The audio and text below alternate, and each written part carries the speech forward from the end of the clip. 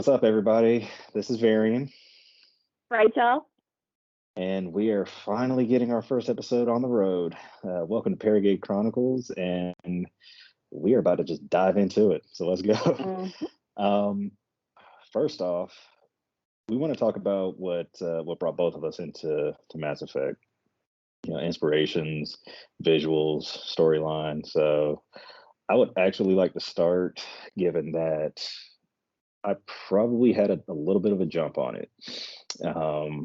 I was first introduced to it in about 2008, a year after the game debuted. A friend of mine actually had it sitting in his living room. I looked at it, I'm like, "What is this?" He's like, "Oh, yeah, you want to borrow that?" I'm like, "Yeah." So I took it home, started playing it, and I'm like, "This is probably one of the best games that I've ever played." Um, the customizations that you have for your characters, the interactions that you have with your supporting cast, um, the overall gameplay, storyline, everything pretty much just brought me into that, and I've been stuck with it ever since. I think I have a point in time where I'll go for like a few months without playing it, and then I'll just decide, go through the entire trilogy all over again. But I think Mass Effect has probably been one of the best stories, not just games, like one of the best stories that I've actually played. But Rach, you've actually been into it just a little bit less time, I would say. Yeah. So when were you actually introduced to it? I don't know the exact year like you do, but I started with it on PlayStation because at the time that was all I had was PlayStation. And when it came out on PlayStation, they started with 2, and then they added that comic book for you, the Genesis.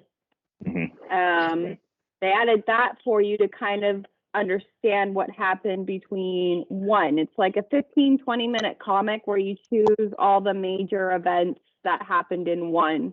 And how I got introduced to Mass Effect was I was at EB Games, which I'm Canadian.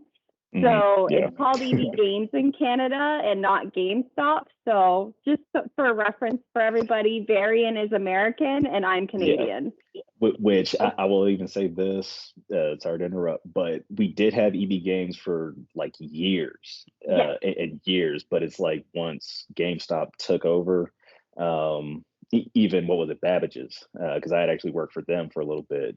So Babbage's, EB Games, GameStop all became one here, but I think it stayed EB Games for you guys. So continue. But so I was at EB Games and I had already played a BioWare game called Dragon Age.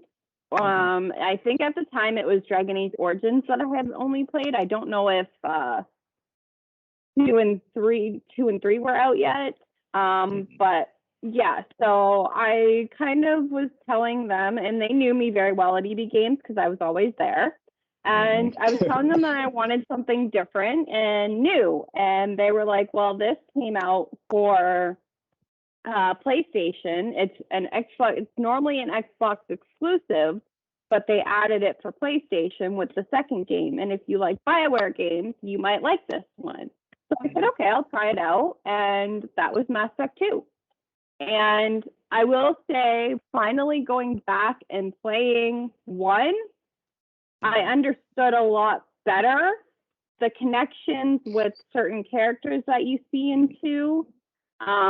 One character for me, which is hilarious now, I did not like through the series was Tali, because I played 2 first.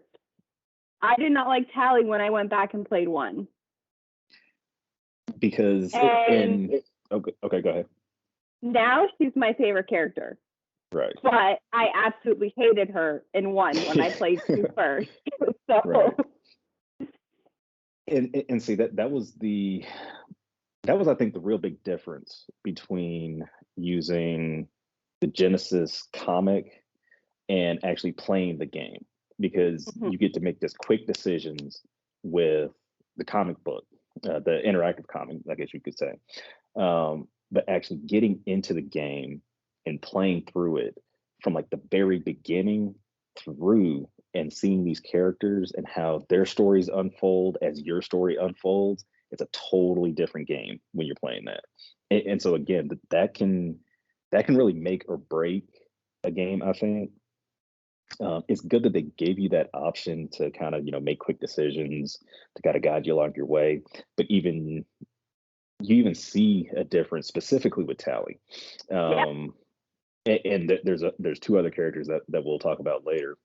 Um, there's basically like this group of missions that you can do in the first game that, depending on what you do at the end of that, and especially with her, you can change the dialogue in the Mhm. game.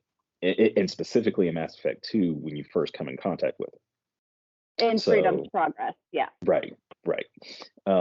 So yeah, that's why I've always said, if you're going to play Mass Effect, you have to start at the beginning. Anybody that I talk to now, they'll say that they started at about 2 or 3, and I'm like, that's great, but you really need to play the first one. If you're gonna play Hmm. anything, you need to play the first one. And And like, since they have it on everything now, PC, Xbox, and PlayStation, and now we've got the Legendary Edition. yeah, Nobody has an excuse not to play it if they're gonna play exactly. it. So, so let's see. What else would you say? Um, I would actually say like the one character that probably stood out to me, kind of like how Tally does with you, and don't don't make this sound so ironic, but I would actually say that it's Garrus, because really, Shocker. yeah, exactly. Between you and I, yeah, we kind of knew that was coming. But Oh no, not Garrus. gasp! Oh no! But really, if you think about it, just how he starts off as like this fly by the seat of your pants, try to get things done, and not think of the consequences, and you trying to bring him back and be like, look, in my case, I don't know about yours because of the Renegade playthroughs, but in my Garrus in case, itself was Renegade, if you yes, think about it. yes, yeah, because when you think about how he wants to find the fastest way to an objective, Hmm. that's literally a Renegade playthrough right there. Hmm.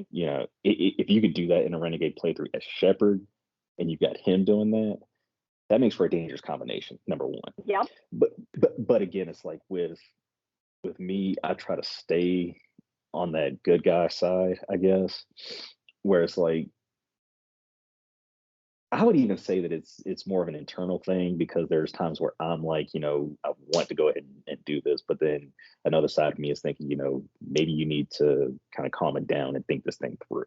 And that's exactly what Shepard does in some cases when speaking to him, especially when you're on the Normandy and you're going through things like how he became a CSEC officer, what was one of his most interesting cases. Which again, you end up with a quasi loyalty mission, in the game, to go after basically the one that got away. And Hmm. when you actually get to that point, you have that option of how to handle it. And again, the final result is, he's sitting there thinking, what was the point of that if it was just going to end that way? Well, and this is Shepard thinking, you can't always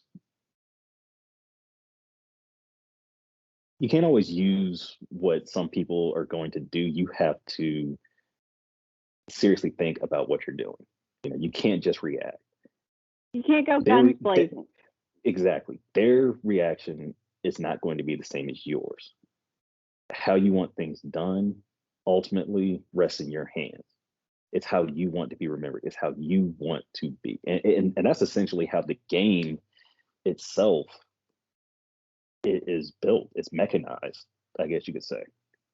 Um, and honestly, I thought that was one of the most beautiful things, the way that the storytelling is done, the interactions with the different crew members, um, with everybody, Hmm. anybody that's on the ship, anybody that's off the ship, um, everyone that you come across, you see these people throughout the entire trilogy, and in one way or another, and that's even characters that come um, in like 2 and 3 that are brand Hmm. new. You still got your ones from the beginning, but it's organic in that sense. So yeah, I think that just the way that they're able to tell a story and kind of let you guide it was one of the best things that I've ever had. Yes, and they also, in the very beginning, you get to choose what type of person you were as Hmm. you customize your character. You get to Hmm. choose if you were an asshole that Right. let everybody die. You get to choose if you were the hero that kind of saves a few people. You get to choose like that kind of thing. And there's one in particular that I love to choose, Hmm. and it leads to a mission in the game that tears both me and you up. Yes. Yes. And that one, it's such a small mission, but it's But not at the same time. it is small, but it takes a big toll Yeah. on you because depending on that background, which I want to say that was the colonist background, I want to The say. one that starts in Mindwar. Yeah, so that would be the colonist background. Yeah. Yeah. Um, you actually meet somebody on the Citadel who is I don't want to say is having like a mental breakdown, but She kind of she's is. yeah. You have to kind of talk her down because she's like literally right outside your ship in the docking bay, Yeah. and CSEC basically comes to you and they're like, we need you to talk to her. We know what you've been through. We read your file. We know your background and She's from everything. the same Please. place as you were. Right. She escaped the same thing that you did. She Right. just had a harder time with it. Hmm. And you basically have to give her the strength. And you can be Paragon or Renegade with this one, which I think is good. Even being a Hmm. Renegade with this one, you're not really an asshole to her. Hmm. You're just showing her a different side. You're showing her more strength. Hmm. I find with the way that Shepard words things, Hmm. you just have more of a stronger like thing to it. Whereas Paragon, you cater more to her emotions. Right. But that mission, anytime me and you have both done it, and at any time, like I'll send you a message and be like sad face, and you'll know exactly Yeah. why I'm sending you the Yeah. sad face. Yeah. Yeah. And it's one Um, line that she says that gets us. I have not played it in a while. Give me that line. I remember me. Um, she goes, she starts by saying when she, and then she says when I Hmm. remember me. That's what it was. That's That exactly what it line, was. that line chokes me up every time because you get through to her in the end because she doesn't refer to herself as as a Herself. person. She refers to herself as she. She goes, Hmm. she doesn't want to. She says, and one line she says is, "Why aren't you like her? Why Because she's aren't you?" disassociated. It's because she's And like, disassociated. They knew exactly what they were doing when they were putting this game together. mm-hmm. Point blank. Period. Every angle that they took, um, right down to anybody with any kind of disabilities, Yep. mental, physical. I mean, I'll even put it plainly like this: they did the research on Joker, or for Joker, I should say. Mhm. Jeff Moreau, your pilot, played by Seth Green, who did a phenomenal job. I mean, he's probably one of the best parts of the games, period. Without Just being like a main character, he is a he great is a main. side character. I consider him a main character because he's flying your ship, and shit could always go south on that one. That is true, but they don't make him a main character. Like you don't have to go talk to him after every mission. You Right. don't have to, like, there's certain parts where you can ignore him completely. You don't have to go take the time to get to know him, but you do. Right. Because if you're a completionist like me, you want to do every single thing in those games, and they make it very hard to do every single thing in these games because you don't have to. Especially in one. Well, and you are right, but I will say that since I've been playing it in recent years, I don't think there's been a time where I haven't played Mass Effect 1 and gone through every side mission, every assignment that you can do. You don't have to, no. But there is again, just like with because you and I mentioned the novels and everything. I've actually read them. You haven't, which again is completely understandable. You don't have. I don't like to read. Yeah, that's fair. But what actually got me into it was, playing the first Mass Effect game, hearing the characters, having their voices basically drilled into my head. So when I go into Mass Effect, what is it, Revelations, which had Saren on the cover of it. That was actually the introduction to Saren, Kaylee Sanders, which you'll meet later on in the trilogy, and Captain Anderson, David Anderson, who's played by Keith David.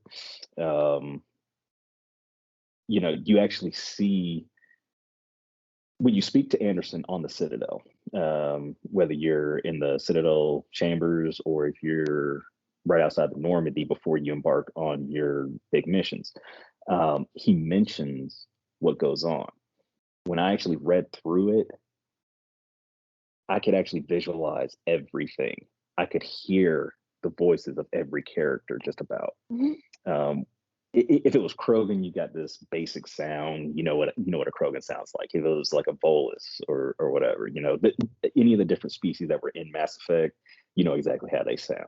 But when it came to Saren, when it came to Anderson, when it came to Sanders, you had every voice in there, and it's like, the game for me brought the books to life in a way that I was like, wow, you can actually see this.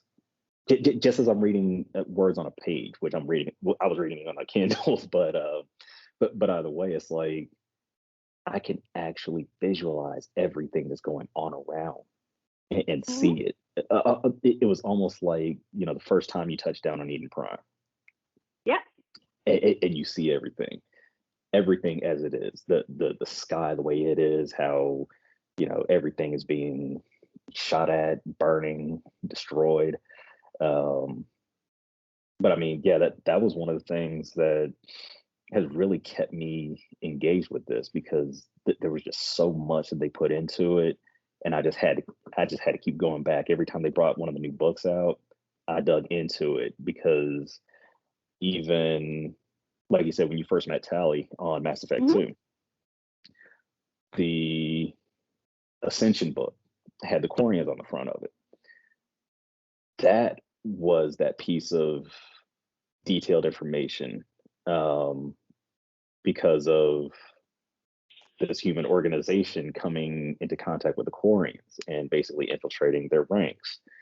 So there was that context. So there was literally more ways to get into the story and to really broaden, what was going on. So I was glad that I was able to even look into those. But yeah, some of the characters that they have in here, the game wouldn't be what it is without them at all. No.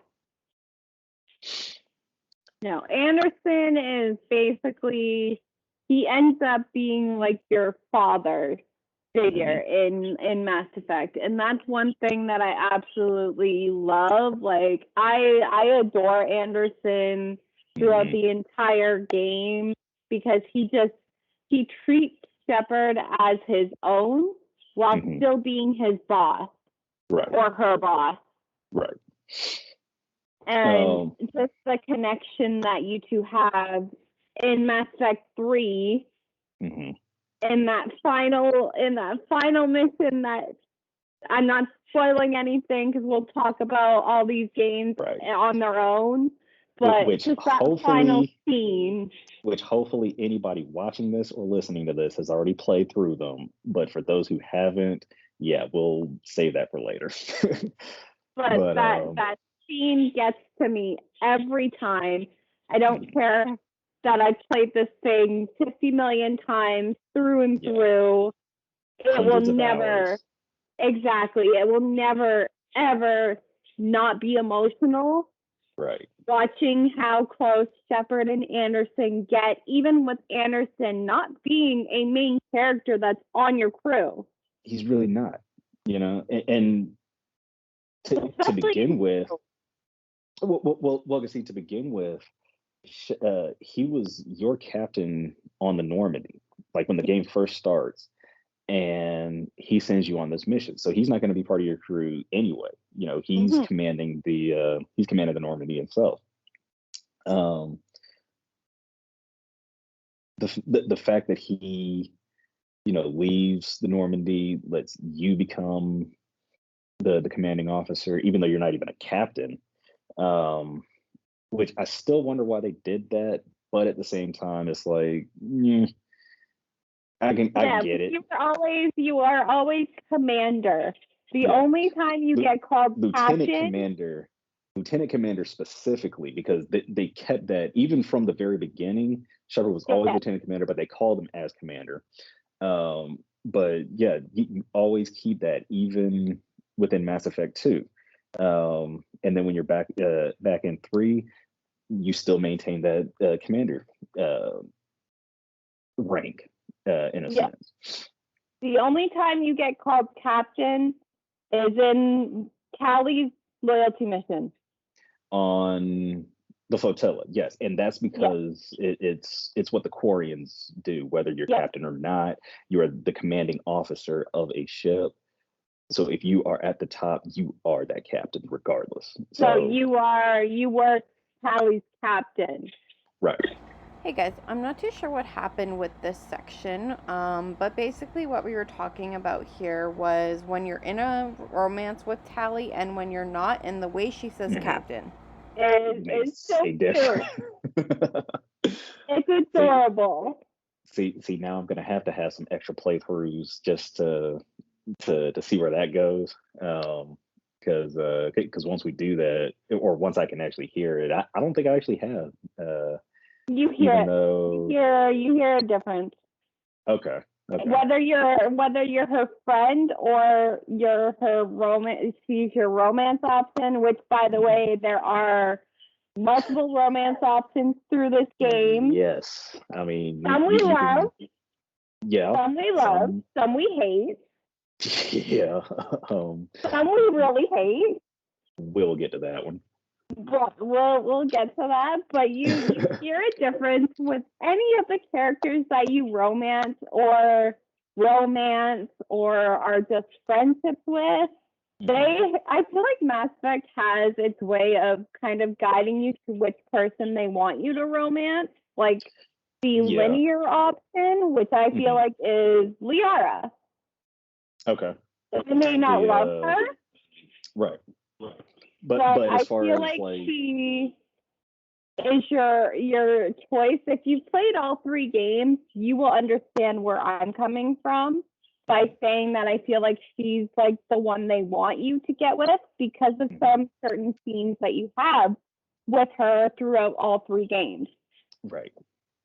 Because she does actually show up in the second one, even though she is technically considered a temporary squad member.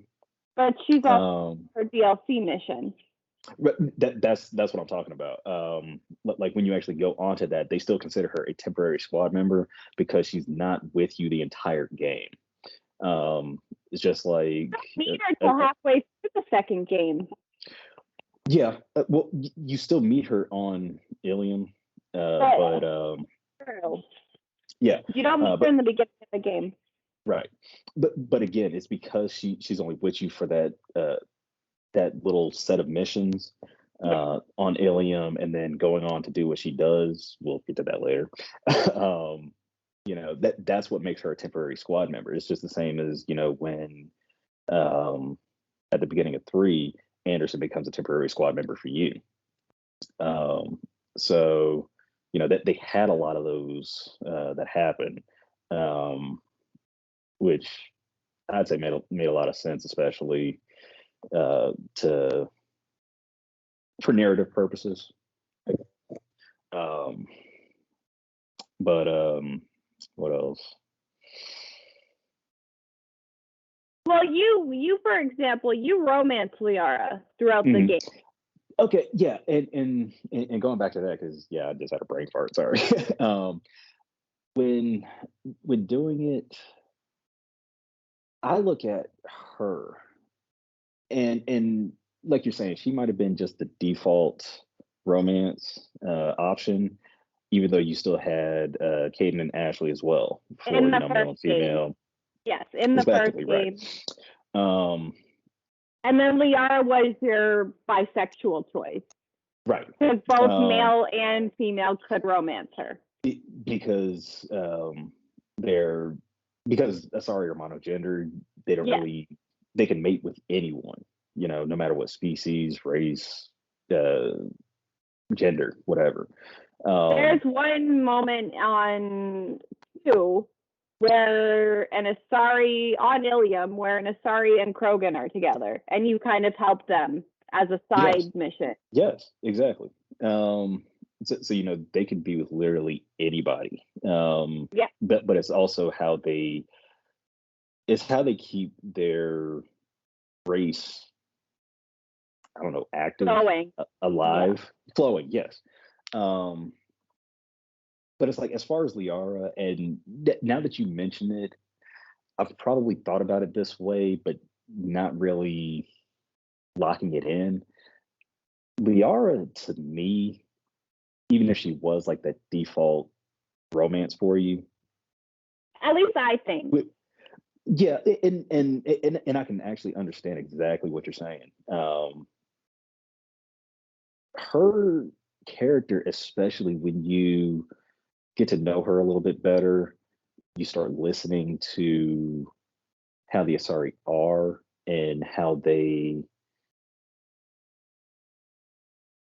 pretty much are, able to have lived for as long as they have, how they've been able to keep their species going, and even more particularly when you talk about her, I kind of saw something relatable in her, and that's what I like. That awkward, quiet, away from everybody. Not really interacting with other people. Didn't understand. It was the whole thing. The reason why she got into archaeology is because she's by herself. She could focus on her work. She finds these great things and whatnot. And I was like, it's actually kind of interesting when you think about it, because she just dives so much into her work, but then it's your job to kind of break her out of that shell. And in a sense, that's kind of what I'm doing with myself, because I've had the same issues when it comes to human interactions. Honestly, she doesn't understand human interaction at first either. Remember, like, she didn't understand when you were joking with her. Right. It turned into that awkward conversation. She's like, wait a minute, what did I just do? but then you have to let her know, just calm down, Liara. I'm just kidding. but yeah, like I could see her as, again, like the default uh, romance option. But as we said, you have just so many options after the In the first later game, games, yeah. right? And especially in two, they give you the option for multiple character interactions. Um, so I mean, it's not like they locked you into anything unless you want it to be. They Because do, because the two characters usually will mention, hey, I noticed you're with this person. You need to stop yeah, that. yeah, or you've actually had sometimes where it's like they'll see that and be like, oh, well, that's okay. You can be They'll a actually little be bit of fine a with it. whore. Just a little bit. Well, With okay. one character in particular, and I don't know if female shepherd can. I think it's just male shepherd. Yeah, I think it is just Mel Shepherd, and I know I exactly think who it's you're talking male about. shepherd, and it's I with know Jack. exactly who you're talking. It's Yes, with Jack. yes, I knew that's who you were going for. Um, okay, so I will actually say this with that. And this is a renegade playthrough. Yeah. This is Okay. not a Paragon playthrough. This is a renegade playthrough. I don't know because I've done it on a Paragon, and I had to hear But about it from she doesn't Liara. she doesn't respect you. And Right. Kelly mentions that in 2 when she talks about her personality. She mentions that she uses sex as a weapon Yeah. and then pushes people away. Right. See, that was one of the things that I'll actually give like one of the inspirations uh, for the game. It's very Star Trek if you think about it, because if you specifically go back to the original series back in the '60s, James T. Kirk was the biggest man whore there was. but look up Kirk and his romances, and I guarantee you're going to find more than one with a different alien species.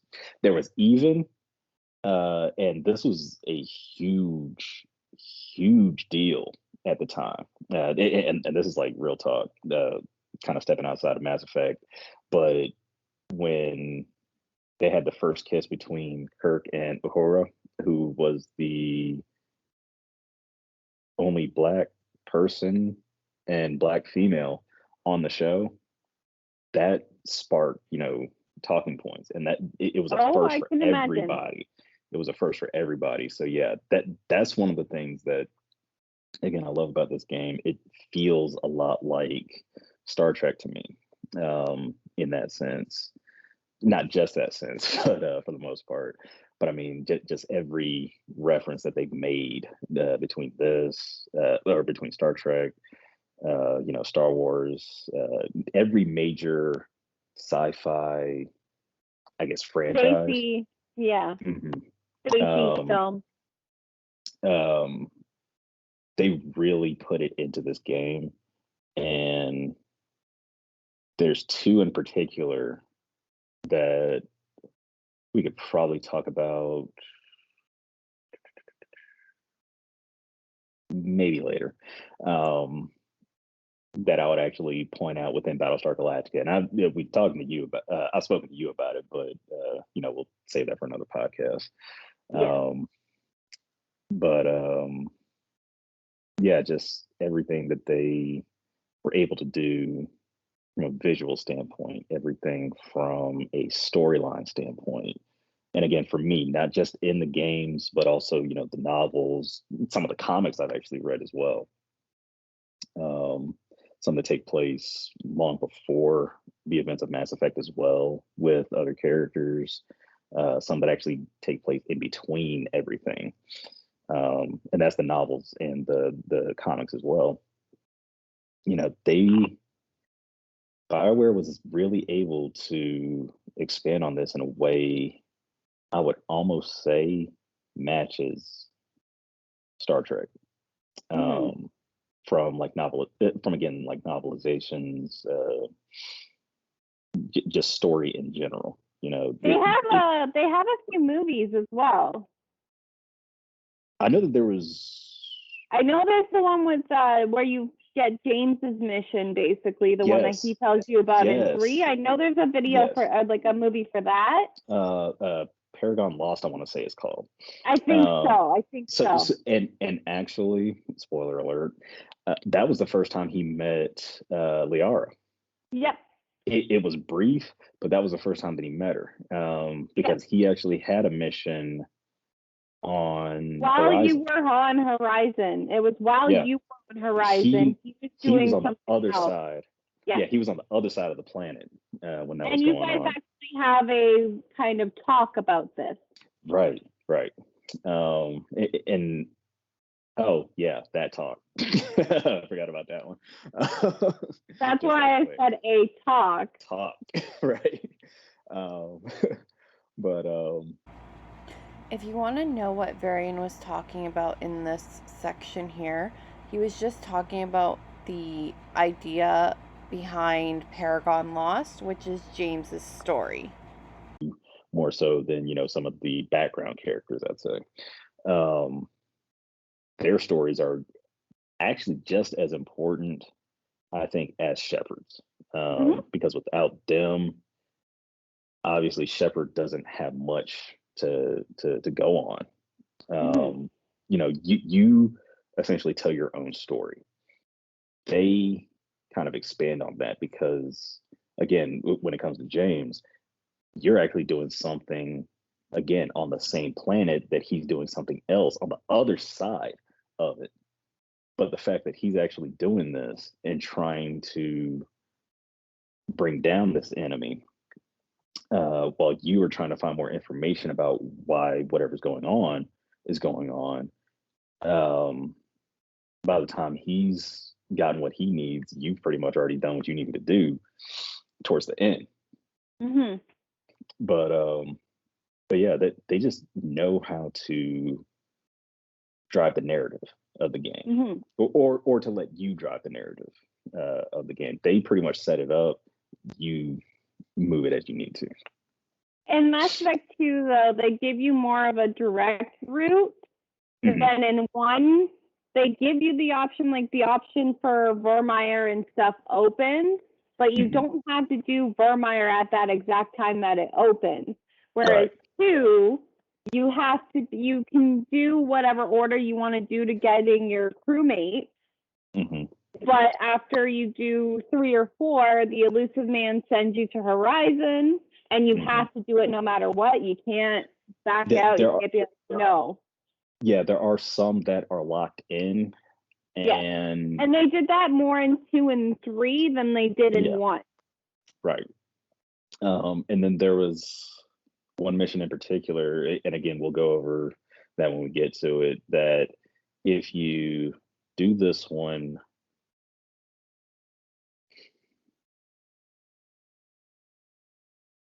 too early, you run the risk of losing more people than you could save.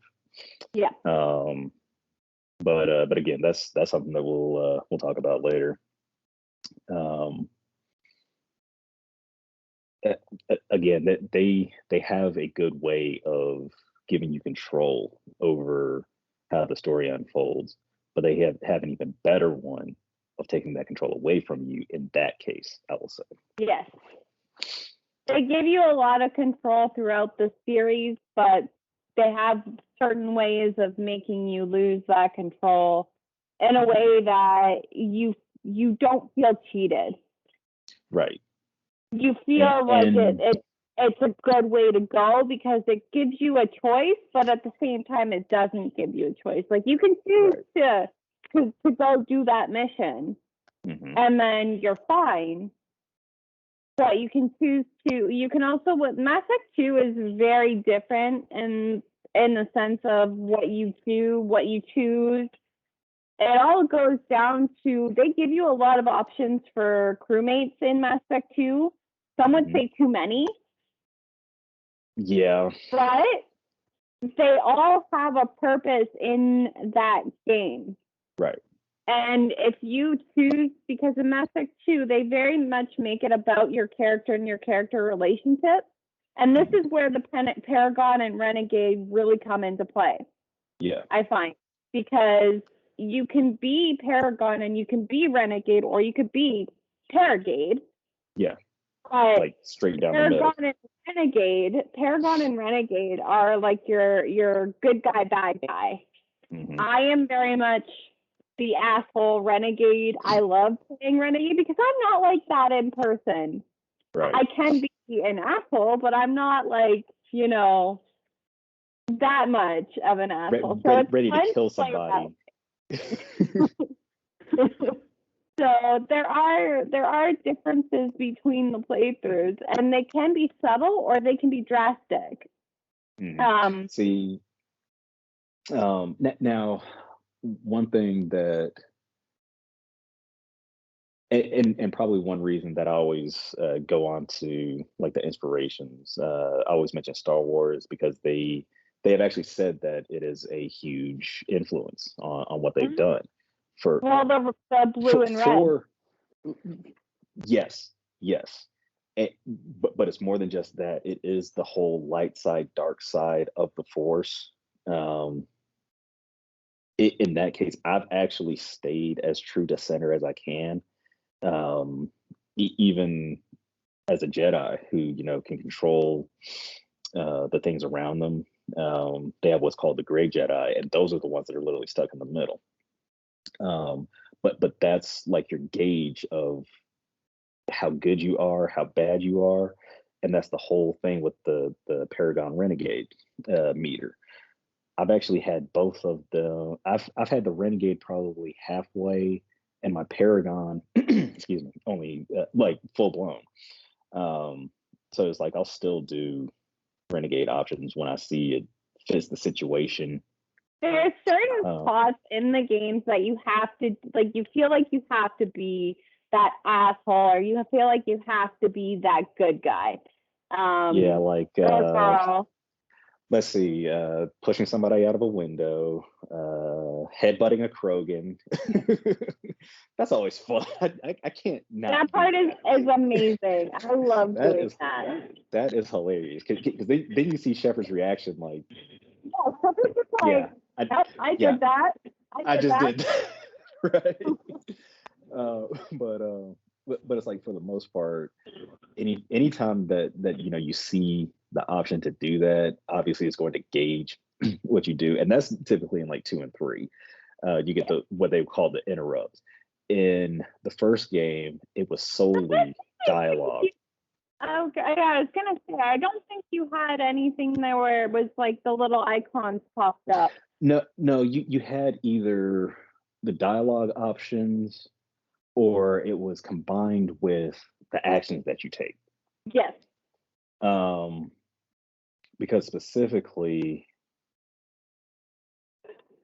yeah, like when you're navigating a conversation, the Paragon and Renegade will take it to that next level to give you that full option, I guess. It's the one that kind of gives you the ability to say, this is actually how it should be done. Whether you do it in a good way or, I don't know, I guess you can consider it evil, is entirely up to you. And that will determine how you are perceived. And again, that's exactly what they did with Knights of the Old Republic, and even the Old Republic, which people play on, still on PC to this day. You still have that light side, dark side, that's determined by your dialogue options and your actions. So, the fact that they've maintained that throughout the trilogy, and I think when you look at any other game that has come out since Mass Effect, they've seen what that does, and they've actually taken that for themselves. Not to say that they've stolen it, but they've incorporated it into their games, and it makes the games that much better. It makes the narrative that much better. It makes overall interactions with people that much better. And I can't think of anything else really that I had seen prior to that just really stood out and really change the way that you see narrative in a game, period. And there are, like we kind of touched on, there are parts where you feel like you need to be Paragon or Renegade, especially there's a part for me specifically where I have to do Paragon. I don't care what it is, I have to, and it's during Tally's loyalty mission. Mm-hmm. Because she's one of my favorite characters, I have to do it. And I'm not going to say what it is in case you haven't played the game, or when we get on to talking about Mass Effect 2, Mm-hmm. I will talk about it more, but there's a specific part, and I'm guaranteed if you've played the game, you know what part I'm talking about. Yeah. And love Tally, hate Tally, you do it. Yeah. Because if you don't do it, you feel like you are that asshole. You feel like you are heartless. You absolutely feel like you are heartless if you don't. And like I said, playing 2 first, I didn't understand the connection that I had with Tally until I played all 3. Mm-hmm. And like I said, I was not a fan of her playing 1, but I also got to see a harder side of her in 2. So seeing that softer side of her made me not like her as much, but then playing all 3 as a whole, I love Tally and the growth that you see between her, to the point where I even have a tattoo of her on my leg. I have her, what she says in a loyalty mission in 2, and then I have my obviously Renegade star. Yeah. So obviously this game has had a huge impact on me, to the point where me and Varian were in a Mass Effect group on Facebook, and this is actually how we met almost 10 years ago. Is the excitement that we had waiting for this 3rd game to come out. It grew our friendship from the anticipation we had of the game to still being friends. Like, he's one of my closest friends to this day. And we're not even in the same country. Exactly. And we have never met in person. We've just been friends through this, like, our entire time. And it's like, I consider this guy one of my closest friends because of this series. And I'm the same way with her. It's like we bonded on this so much, to the point where even with the differences that we have between each one, there might be some similarities that we'll have, but thinking about it again, that's the whole name of this show. It's the Paragade Chronicles. I go down one path, she goes down another. Sometimes we meet in the middle, you know. But that's the beauty of it. Like, there's no wrong way to play this.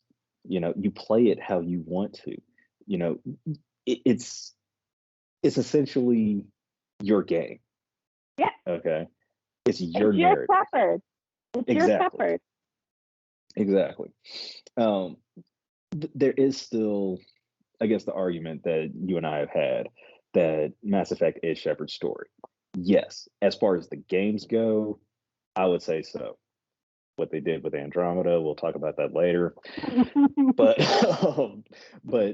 again, like, the comic books and the novels and everything, while they didn't involve Shepard, again, they gave such great context to expand on the story, to get you to understand certain characters within the trilogy, and you know, to be able to experience that, to expand on what is already, pun intended, massive. It's almost mind blowing.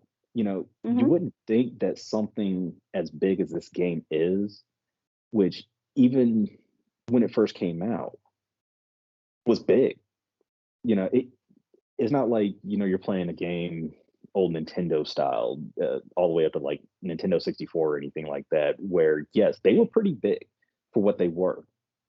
But this was literally a whole other scale that I had never seen before. And honestly, I would not turn my back on this game at all. Anytime that I get a chance to play it, I'm playing it. Period. me and you have had, because before the Legendary Edition came out, they have multiplayer on Mass Effect 3, and the multiplayer actually affects your war assets throughout the game. Right. And in the Legendary Edition, they have not come out with the multiplayer. I'm not too sure if they're bringing it back for it. They haven't. I don't think they've said anything about it. I'm still keeping an eye on that myself. Trying to make sure. What I have this feeling. Well, we know that there is, an actual fourth game coming. Yes. That looks like it is going to continue Shepard's story, or at least the state of the universe. Aspects of it, yes. Right. Basically, the state of the universe after the end of 3, because everybody who's seen it around the world saw Liara picking up a piece of N7, looked like part of the helmet. Yeah. So to see that means that they are actually, hopefully, bringing back a lot of old characters to continue this, whether they bring back Shepard, depending on the outcome of that, or if they start with a new character. I want to see how they're going to pull this off, because also given that they've basically re-released in the remastered versions of the trilogy, will this be able to actually take your save file and move it forward? Because they kept saying all those decisions. Right. They kept saying between each game from the first one, and I even remember the 2-disc collector's edition had a DVD with like behind the scenes stuff on it. They were actually saying in there, keep your save files because you're going to need them. So, you save it from the first game, all your decisions, everything that you completed, and, the narrative will continue over into Mass Effect 2. And there's a particular group that you come in contact with and end up interacting with quite often, that you actually deal with in the first game. We'll get into that later.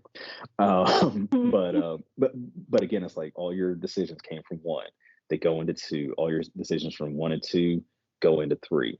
And that's what I'm hoping that they will actually do with the next Mass Effect game, given that we've seen, again, Liara in this one.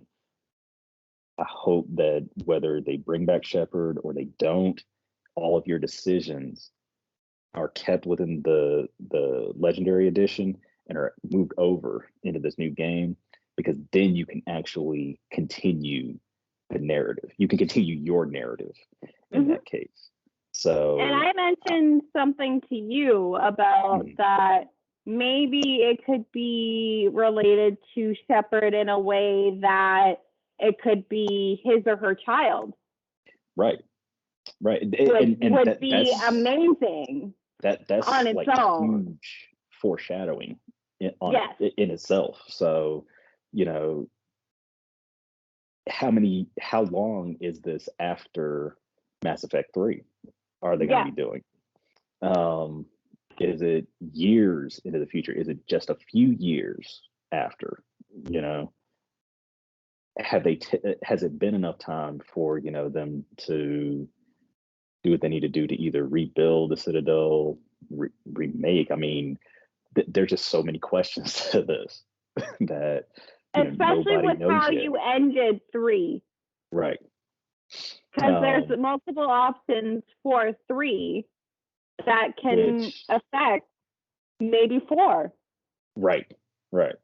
And again, that's one of those foreshadowing kind of things that we'll have to get into when we get to it. but yeah, I'm honestly looking forward to bringing everybody more of this, and hopefully we get enough people in here to listen, to interact. Definitely follow us, and we're looking forward to talking about this, because we do it in our spare time, but I don't know, this just feels good to get it out and get it to the public for everybody to hear. We want to share our experiences with everybody, and give kind of our 2 sides of the coin, I guess you could say. when it comes to playing the game, because again, not everybody's going to have the same outcome. Not everybody's going to play the same way. Not everybody's going to be the good guy. Not everybody's going to be the bad guy, you know?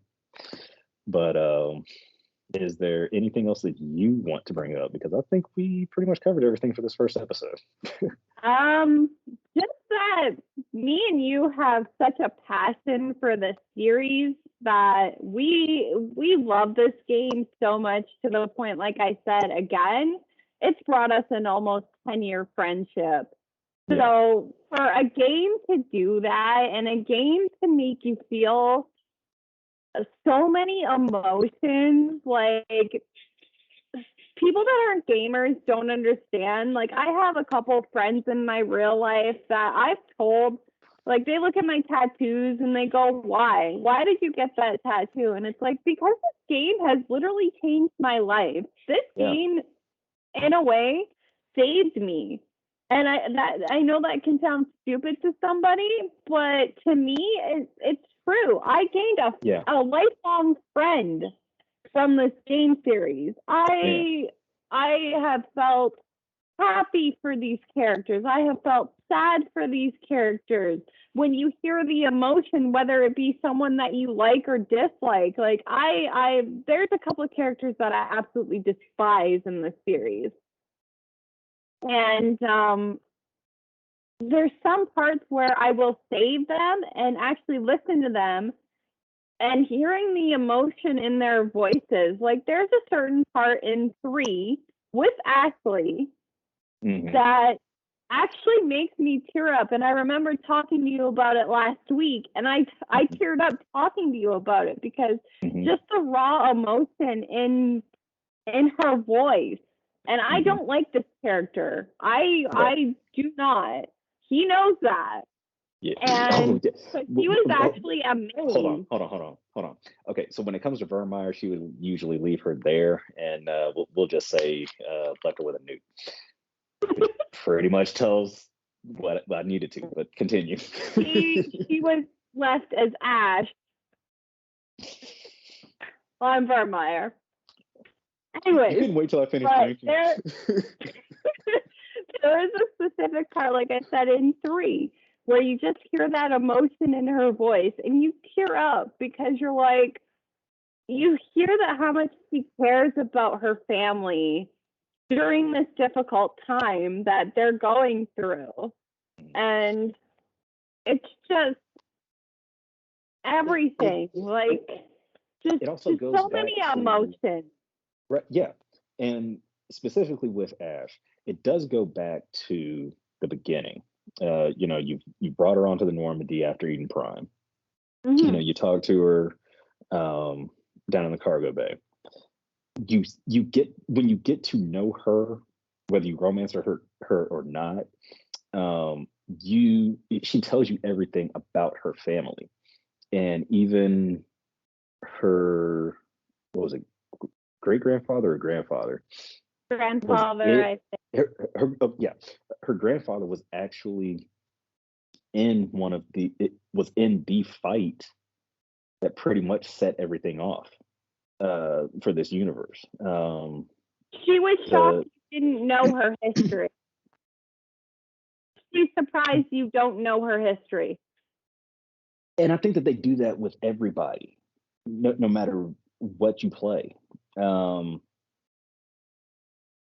No matter if you like her or hate her, whatever, she makes a comment about, oh, you don't know my grandfather or something like that, and you go, oh, I don't have access to your files or something. You can say whatever, but she's kind of surprised you don't know.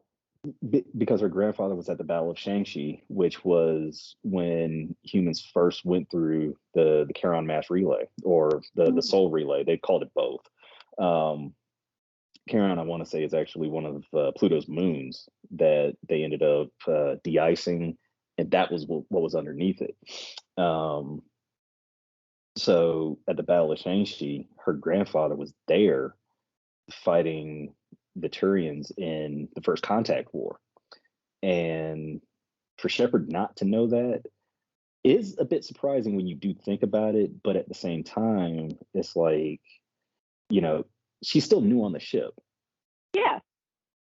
He may have actually known about that and not put two and two together, because how many people are actually have the last name Williams? It's gonna happen throughout the world. It happens like in real life, but it's like, yeah, she's shocked. Like, how do you not know who my family is? And it also shows how he got quietly demoted, how her father never got the promotions or anything, how she's been kind of stuck in her, positions, really until she joins the Normandy. That's like the one deciding factor. The Alliance actually looks into that, and that's how you see her progression actually between 2 and 3. So yeah, there are just like so many nuances that they put into this game that you really have to pay attention to. Again, you do have like the 3 loyalty missions within Mass Effect that they kind of say that they are, but they don't. You have the one with Garrus, you have the one with Tali, but also you have Rex, who is this giant lizard, Krogan. Yeah. Well, I would say that they're considered lizard-ish. Let's just say that they're pretty big. Frogs. Yeah, maybe. Solarian is more lizard. Yeah, because you hear somebody mention that a little bit later. But yeah, even Rex has his own loyalty mission, and you get to know everybody bit by bit. So when they say that this is a very organic style game, your character interactions are what help drive your narrative. It'll honestly determine how they see things. A lot. Even mentioning Vermeer, there's a point in time where you have Rex down the barrel of a shotgun, and I will say, when I did Mass Effect 2 first, I did. He was not there. Oh, really? Ooh. Because I didn't know who he was. Ah, gotcha. Okay. Yeah. And then I played, starting 2, with that comic book, some of my decisions, I will say, I regretted doing them. I think I killed Kaden. I think I killed like a bunch of people that I didn't think I was going to. Like, I think I was like, that's why there was a lot that I didn't understand because I hadn't played 1. Right. And see, that was why I had actually played that comic from Mass Effect 2, because at that time they bring it into 2 somehow. I can't remember. I think it was DLC. Yes. For Xbox. Yeah. Now the thing is that I think I actually did the same thing that you did, even on 360. I had long since, I think, given Mass Effect back to my friend, and then I bought Mass Effect 2. Ended up doing the whatchamacallit, the Genesis playthrough. I didn't like how that went out. I really and truly didn't. So eventually I ended up buying that 2-disc set again, the one that had DVD with it, and I still actually have it. I still have all 3 of my original copies, included with the Legendary Edition. But I had to go back and play the very first game and actually get the right narrative that I wanted. Even still, playing a Paragon, I might have still let the trigger slip on Rex. It was either me that shot him or it was Ashley. I can't remember which. I just know that he died at one point. Yes, because I forgot that Ashley can. Yeah. because there is that option if instead of going like either the Paragon or Renegade route, if you don't do his loyalty mission, um, there is an option to nod to her and then she'll shoot him in the back. But now that I've played it enough on a Paragon side, I've always done his loyalty mission, done Liara's, or no, Liara doesn't have one. Done Garrus's and done Tally's to where you get that extra bit of, I guess, character development, but also you get more of a story with that, because more particularly for Rex and Tally, what you do for them, not only Rex's loyalty mission, but also whether or not he's survived Vermeer will determine what happens to him on Mass Effect 2. Same thing with Tally and doing those Geth missions, the Geth Incursion, I want to say it's called. Yeah. When you do those and go into 2, she looks at you like, Shepard, you're alive? And you basically ask her, you remember when I gave you that Geth data tally? Did it help you complete your mission? And that's a direct quote for that. So the fact that they were able, again, to make the dialogue, make the interactions, make everything that you do so organic, it literally changes the narrative. And I have actually seen that playing these. I have done it where I never did the Geth Incursion for Tally at one point. And she still gives you that Shepard, you're alive. And but it's got more of a meaning. Right. It skips the dialogue a little bit, excluding the giving her the data for her pilgrimage. But also, I don't think that Rex becoming what he does in 2, I'm still saving that one. I almost let it slip. I don't think that's actually detrimental to, his loyalty mission on 1. It's more of whether or not you left him alive on Vermeer. It's also depending on what you do for a couple of the characters on their loyalty missions, kind of determine 3 for him. Yes. Because you can have a major outcome in 3 if you do something in 2 with one of the loyalty missions. Well, don't forget, there is that one thing that you could do or not do that'll determine a certain thing that might happen in a certain place at a certain time, and we'll get to that when we get to it. But I mean, there's just so much for us to talk about, and I can't wait to just unload all of this. Not that it's eating me up inside, to not be able to share this, but I'm just ready to do this in a way that I've never done before. Yes, we've talked about it plenty, but I just want to share this with everybody. So hopefully we can bring everybody some good entertainment, give our experiences again to what we've done, and just keep this thing going, because this really has me excited. It's something that I actually look forward to planning for. We'll keep notes and everything together, and pretty much just go from there. I'm excited to see what we can come up with and what people think. So. And for me, I would love to eventually, knock on wood, whatever, get voice actors from the series, because there are some voice actors from the series that are highly interactive with their fans.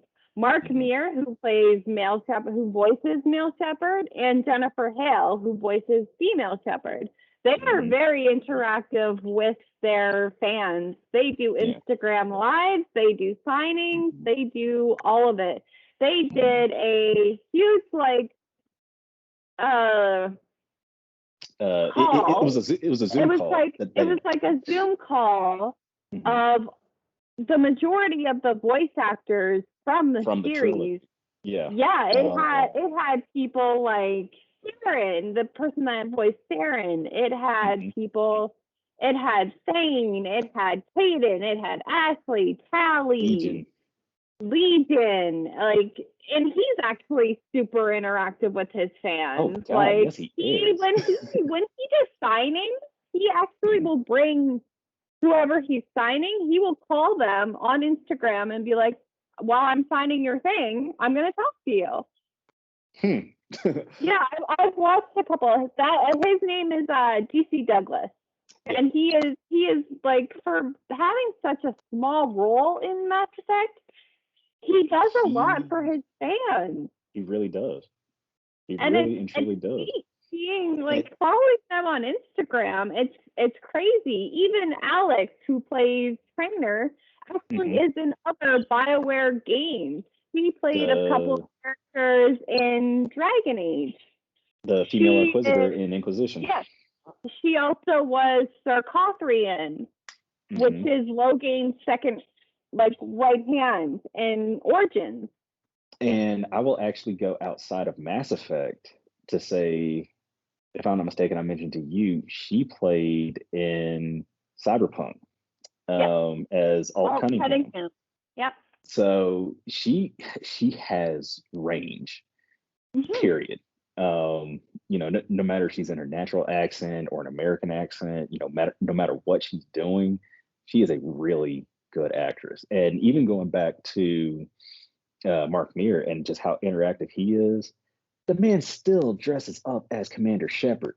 He is Commander Shepard. I mean, it's just like two of my favorite voice actors are Kevin Conroy and Mark Hamill. That's Batman. And not only is he Luke Skywalker, he's also the Joker. Yeah. Okay. The fact that they are so interactive with every fan that they come across, you probably see Mark Hamill at more cons than you do Kevin Conroy. But the fact that either one of them actually do what they do after 20 plus years of playing these roles, that's dedication. For Mark Meer to still dress up as Commander Shepard in, you know, cosplay, he literally plays the Paragade role. He will have one eye basically lit up, one side scarred, which started in Mass Effect 2.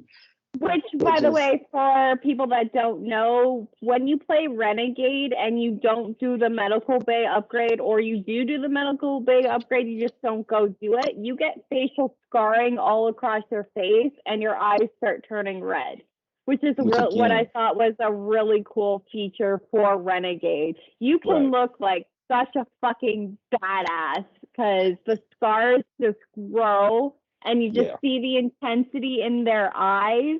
I will say I find male Shepherd looks a little more badass than female Shepherd, but female Shepherd still looks badass. See, again, this goes back to them doing Knights of the Old Republic, because that was the whole thing between the Jedi and the Sith. When you're full-blown Sith, your physical appearance changes. You know, you lose pigment. You know, you get the glowing eyes. You get this aura about you that nobody wants to come across you. You know, and if they do come across you, it's lights out. So that was one of the great things that BioWare implemented into 2 and 3, because it gave you it doesn't happen in 1. Right. You still have the stats for it, but at the same time, it's like you don't have a physical representation of what it means to be this I don't give a fuck kind of character. You know, I'm going to do what I want to do, and if you get in my way, that's it. But when they did that, I was just like, ooh, pretty. So yeah, that does mean that I'm probably gonna have to go back and do an actual Renegade playthrough, even though a lot of times it's like I don't really like doing it. At the same time, I kind of want to now. You know, and especially with the Legendary Edition being out, it gives me a better visual representation of it. You know, everything's cleaner, smoother. it's just going to look Especially that Mass much better. Effect 1. Yes. Especially Mass Effect 1. Mass Yes. Effect 1 looks amazing compared to how the original looks. When I first went into this, and I might have told you this, I thought that it was this one. I thought that they actually made a completely different game. They went and just remade it. But a lot of it was just polishing, readjusting certain things. Changing some of the HUD aspects, but it works. And that was the thing that I love about it now. It just feels so much better They as a even game. did subtle differences where they added the council. They added their actual names when they talk, and they only did that in 1. Well, yes, no, yes, you are right. But yeah, they do mention them by name in 3. But they only wrote their names in the dialogue in the first one. They refer to it as the Starry, Solarian, and Turian Council in the second game. Right. Which that was how they had it pretty much throughout the trilogy in the originals. So, going back and hearing what they had done or seeing what they had done, it was just so much better. And I'm actually looking forward to later on this week, possibly going on and streaming finally. Because I definitely want to get this one out and, possibly even still promote this a little bit on there. But yeah, I mean, God, we've actually gone into it today with our first episode. Is there anything else that we want to add? Just thank you for listening, and I hope you enjoy this as much as we are excited to do this. We have such a passion for this game, and to the point I've permanently put it on my body. Yeah. I love this series. This is a series I could talk about for years and years and years, because it's something that I always go back to the point where I even had one of my friends that I hadn't talked to in a while mentioned to me the other day when I was talking to him. He mentioned, "You still play Mass Effect, or are you playing other games yet?" And I'm like, I was playing BioShock for a little bit, but I feel like I might go back to Mass Effect because it's just one of those games that I just can't get enough of. And that's also the same with any BioWare game. I love the Dragon Age series as well. And Dragon Age is what got me into BioWare, and then Mass Effect has been what's kept me in BioWare. Right. I mean, that's what they do. They make good games. Period. With the exception of some, but they made an amazing series with these 2 series that they have, and they're still going. They're bringing more and more with Dragon Age. They're bringing more and more with Mass Effect. They can do so much with these 2 series that they have. Their flagship. It's great. Games. So, yeah. I mean, if there's not anything else, I want to just say thanks everybody for listening, and again, I hope we get enough people to join in. Maybe drop us a few comments, likes. I mean, gonna try to get some of our social stuff up and going, but we still have a little bit of work to do, and we're just starting out. Yeah, we definitely look forward to bringing you guys more content. And we have Instagram, we have Twitter, we have Facebook. All of it, the majority of it is the Paragade Chronicles or Paragade Chronicles. In YouTube, I post everything underneath the video in the More section. So feel free to check that out, because we are not going to stop. We are literally just starting, and I feel great about it. I know Varian feels great about it, and we're just gonna keep this going and just be super passionate, because we are very passionate about this series, and we have so much that we can talk about. Yeah. So it's going to be great, and I hope you guys stick around and enjoy. Same.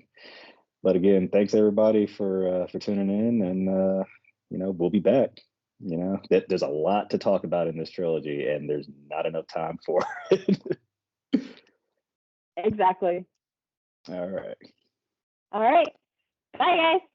Bye, guys.